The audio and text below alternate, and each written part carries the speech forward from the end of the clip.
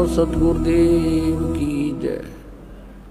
बंदी छोड़ कबीर परमेश्वर जी की जय। बंदी छोड़ गरीबदास जी महाराज जी की जय। स्वामी रामदेवानंद जी गुरु महाराज जी की जय।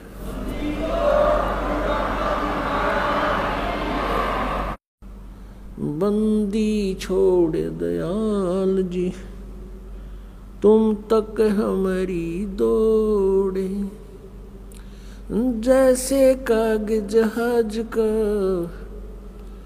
अब सूझत और न ठोरे। परम पिता परमात्मा पूर्ण ब्रह्म सारी सृष्टि के रचनहार कुल मालिक कबीर देव जी, कबीर साहब जी, ये हम सभी आत्माओं के एकमात्र पिता हैं। ये हमारे सृजनहार हैं। हम सभी आत्माओं के ये जनक हैं। ये हमारे मालिक हैं, हमारे पिता हैं। हम सभी काल के जाल में फंसे हुए हैं। इस काल के लोक में हम रहते रहते असंख्य युग हो गए कष्ट उठातों को, और हम इस काल के दुखों को सहन करने के आदी बन गए, क्योंकि हम विवश हैं। और इसी व्यवस्था को हमने अंतिम मान रखा है। और वेद ज्ञानहीन, तत्व ज्ञानहीन ऋषि संतों, नकली गुरुओं ने, इन झूठे ऋषि महर्षियों ने परमात्मा की परिभाषा अज्ञान आधार से हमें बता रखी है, और हमें फाइनल कर रखा है कि जन्म और मृत्यु तो बनी ही रहेगी। इसलिए हमने ये स्वीकार कर लिया कि जन्म और मृत्यु तो सभी का होता है, क्योंकि गीता अध्याय नंबर 4 श्लोक नंबर 5 में स्वयं गीता ज्ञानदाता, जिसको हम सुप्रीम पावर माना करते थे, वो स्वयं कह रहा कि अर्जुन तेरे और मेरे बहुत जन्म हो चुके हैं, तू नहीं जानता मैं जानता हूं। इस तरह के इन मंत्रों से, श्लोकों से वो अज्ञानी ऋषि महर्षि गुरुजन हमें ये प्रमाणित कर देते थे, हमें संतुष्ट कर देते थे कि परमात्मा भी कह रहे हैं। गीता ज्ञान दाता ये कृष्ण जी को मान रहे थे, और हम पहले अज्ञान आधार से श्री कृष्ण जी को सुप्रीम पावर माना करते थे। और गीता जी में लिखा कि अर्जुन तेरे और मेरे बहुत जन्म हो लिए, तू नहीं जानता।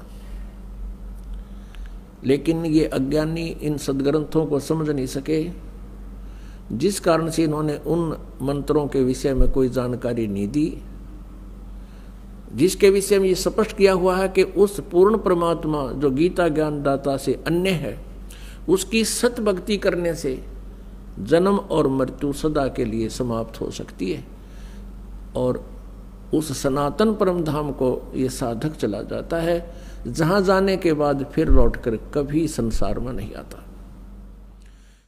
वो अपने ही सदग्रंथों में विद्यमान है। श्रीमद् भगवत गीता अध्याय नंबर 15 के श्लोक नंबर 1 से 4 में स्पष्ट किया है कि तत्वदर्शी संत वो होगा जो उल्टे लटके हुए संसार रूपी वृक्ष के सभी पार्ट्स को बता देगा, उसके सभी विभागों को जानता है, जड़ से लेकर टहनियों तक। वो तत्वदर्शी संत होगा, और उस तत्वदर्शी संत के प्राप्ति के पश्चात परमेश्वर के उस परम पद की खोज करनी चाहिए, जहां जाने के बाद साधक फिर लौटकर कभी संसार में नहीं आते। और उसी परमेश्वर ने, जो गीता ज्ञान दाता से अन्य है, सब ब्रह्मांडों की रचना की है, अर्थात संसार रूपी वृक्ष की प्रवृत्ति उसी से विस्तार को प्राप्त हुई है। इन अज्ञानियों ने कभी नहीं बताया कि गीता अध्याय नंबर 18 के श्लोक नंबर 62 में गीता ज्ञानदाता कह रहा है कि तू सर्वभाव से उस परमेश्वर की शरण में जा, जिसकी कृपा से तू परम शांति को और सनातन परम धाम को प्राप्त होगा। पुण्यात्माओं, उसी रहस्य को बताने के लिए परमात्मा परमेश्वर पूर्ण ब्रह्म, जिनका वास्तविक नाम कबीर देव है, कबीर देव, हम उसको कबीर साहब कहते हैं, कबीर परमेश्वर कहते हैं,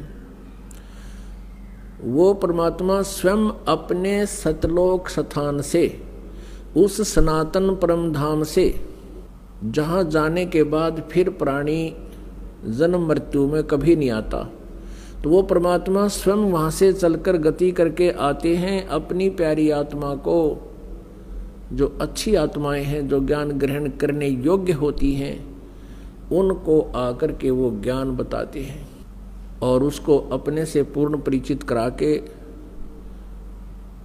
फिर उस तत्व ज्ञान के प्रचार के लिए उसको पुनः उसी बॉडी में, शरीर में भेज देते हैं। जैसे आदरणीय गरीबदास साहिब जी को जब वो 10 वर्ष के थे, उनकी आत्मा को सतलोक लेकर गए प्रभु, अपनी सभी